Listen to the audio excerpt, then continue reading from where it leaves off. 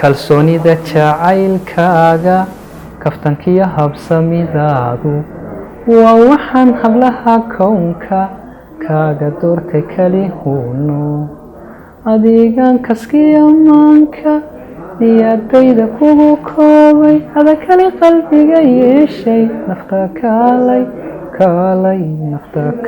ila qaybso.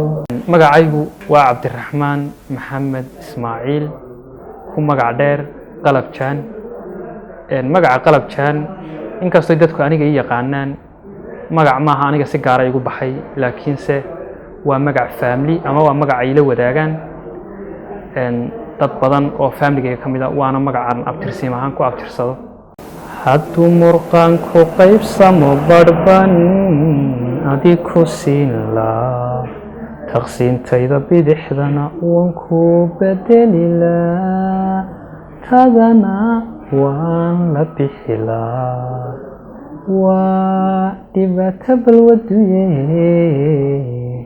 kalaman bakaylen jaadkun laba bacood noqon barhkaagaan ku siin laa beesal haddaad cabaysana burankuugu dari laa barhgo-aaga mijinba biyo raaci odhan laa ilaah waxaan baryaayaa khamiisaha barjayniyo inaad qiiq burburiso jimcahana bukaaniyo dhakhtarka inaad ku baridaa. waxay ahayd waqtiyada ka mid ah anagoo jilayna riwaayad aniga iyo saaxiibka axmed military ayaa wuxuu igu yiri waad fool xuntay kadib anna waxaan ku yiri miyaad iga qurux badantay waxaad egtay shaydaan la aroosay.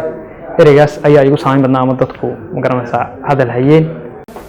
you are fashion geera iyo fiicantii dumare feerastali markaan ku arkay buu faafay caashaqiyo faynali jacaylkaagu ani way igu sii fiday faadarkii ku dhalay baa ahaa geesi fool adaga falowmi waxaan ku hayaa caashaq faraweyna baan haddana ku yidhi mar kale.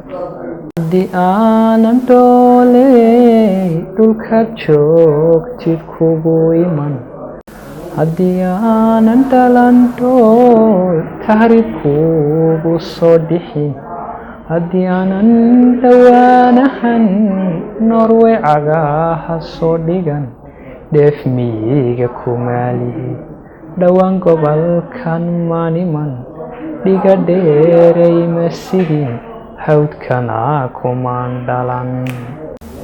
yaa quratu cayni anigu waan ku caashaqeeya banaadkaba adaan kaa cugtoo kaa calmanayaaye kamatali cirkoo hooray baad ila cayn tahay falowlaad cindii joogi layd maan cataabayna fahal calay xarajun ileen waan ku caashaqeeya baan ku ihi.